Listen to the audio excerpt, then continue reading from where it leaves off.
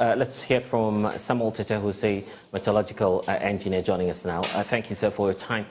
Has government officially communicated to you what they intend to do with iron ore in the area? Because we know that the lands minister, for instance, announced that there won't be any decision by government to ship off iron ore from our soils. So what official position are you getting on this? As a mining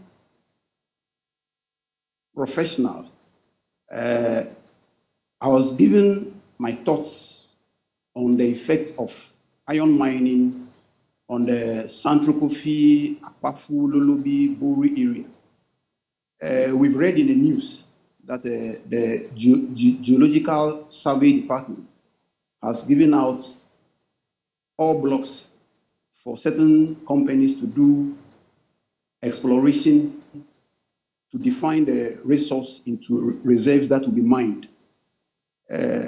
Best practice will have made it such that government agencies like the Ghana Integrated Iron and Steel Development Corporation, that is the policy implementing agency for iron ore and the steel industry in Ghana, will have started engaging with the communities in the enclave.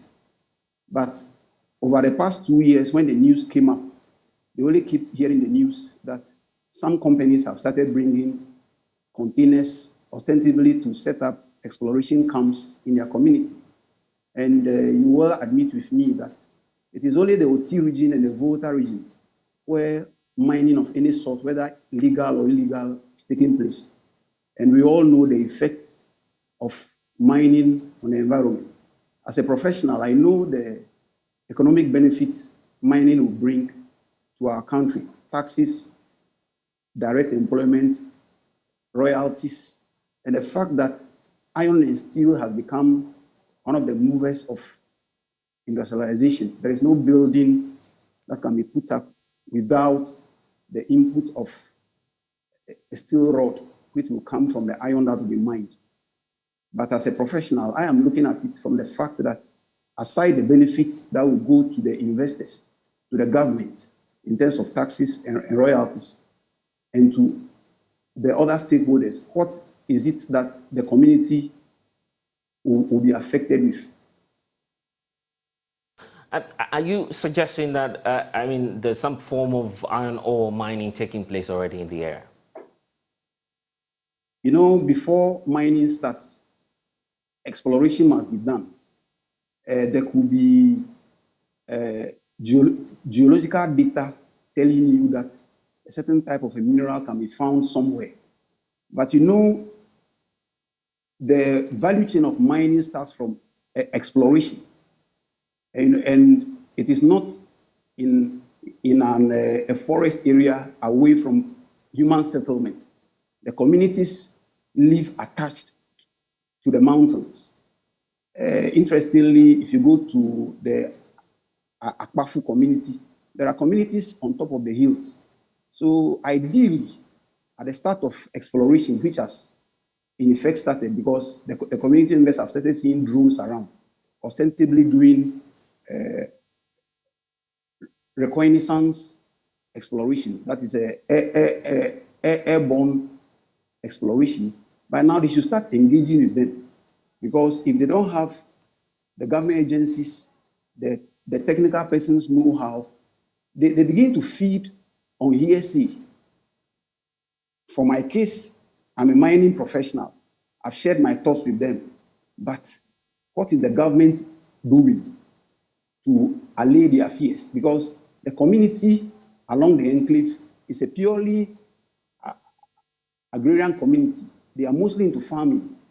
And it is the mountains that border them that is full of trees, that form clouds for rains to come and feed their rice farms, their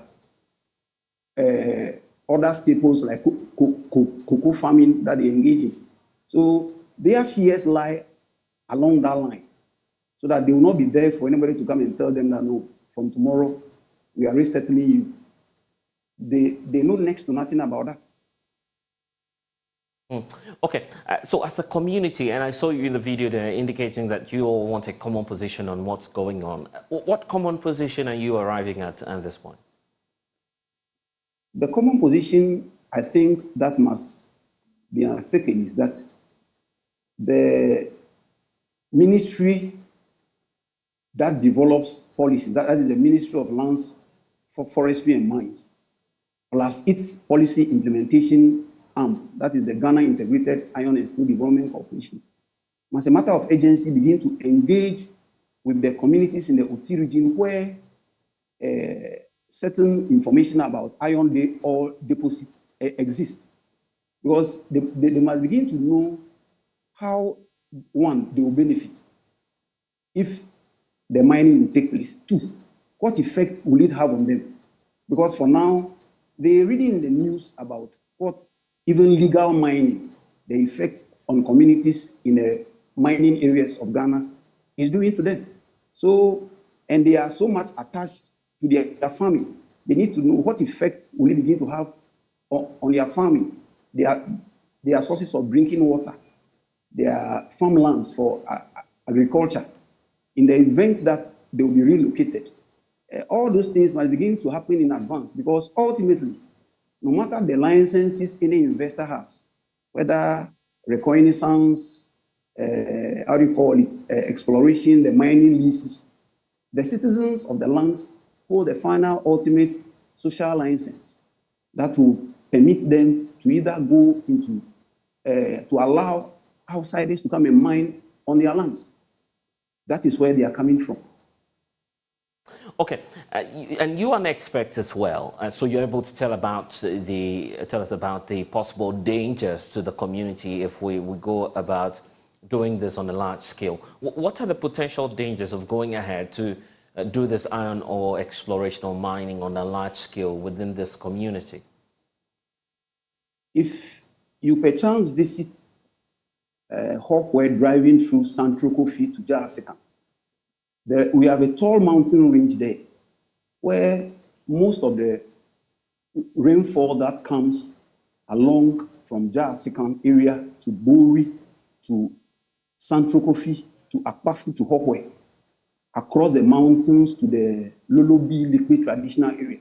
This is a mountain range that serves as the rainfall source for these communities. So one of their fears is that if you tell them there is huge iron ore deposits in these mountains, it is obvious that as soon as the mountain is touched, their source of rainfall is touched. So their first source of concern is their livelihood. They are mainly peasant farmers in these communities. And looking at the ages of these men and women, even if the mining is done, I don't think any of them will have access to working because they are above 50 and they are mostly doing the farming. So their main concern is the farming. Aside that, if open pit or surface mining is done, obviously, blasting will affect their buildings because by the mining laws of Ghana, averagely you live just 100 meters away from a pit. And if blasting is done, obviously, their buildings will develop cracks. Aside that, the presence of dust, the dust will blow the winds towards all the communities. And it will affect their crop yields, because if the dust should settle on the leaves of the farm products, obviously, the concept of photosynthesis, which is the basis of crop production or crop yields, will be adversely affected. So this is how they will be affected unless measures are put in place to resettle them. And resettlement, who pays for it? Is it the government? Is it the mining companies? You see, they begin to develop fears. So if the stakeholders, the Ministry of Lands, Forestry and Mines, the Ghana Integrated Iron and Steel Development Corporation doesn't come in, and even EPA, the Environmental Protection Agency, the Water Resources Commission, they must be proactive, because where truthful and relevant information doesn't exist. People feed on all kinds of rumors. So aside the information I shared with them, they knew next to nothing about the benefits to the country and the negative effects it will have on them. We must have a complete conversation in context of the environment, in addition to what Ghana stands to gain. Okay, we need to wrap up. If there's an appeal to the authorities on this matter, what would that be? I feel that proactive steps must be taken because it's marks of, for a better word, disrespect for a community to be there and you see containers being offloaded. When you ask them, they tell you they are coming to start exploration. At least some community engagements must be done through the stakeholders, the chiefs, the churches, and the ministry, the agencies like the Ghana Integrated Iron and Steel Development Corporation, the EPA, must begin to engage with the communities because a mining company cannot spend millions of hard-earned US dollars, finish exploration, define an ore body ready to mine. Then the community will rise up and say, we will not agree for you to mine. Investors will not be very happy with that. So the earlier engagements are done. Stakeholders, the communities, the chiefs, everybody buys in, whether to allow or not to allow. I think the better it will be because I feel for the government setting up a separate government agency aside the Minerals Commission, because Minerals Commission controls the policy implementation for all mining activities in Ghana. So to separate it and form the Ghana Integrated Iron and Steel Development Corporation, I feel the same agency must be attached in starting off well, so that the benefits Ghana and communities in gold mining areas didn't derive from gold mining. I don't think it should be repeated when we begin a new resource exploitation in terms of what the iron ore which is on the lands in our community. So engagement is necessary. The communities must buy in, whether to agree or not to agree. I think that way it will help us so much. Grateful, Samuel Tete, for spending some time with us here on the Pulse.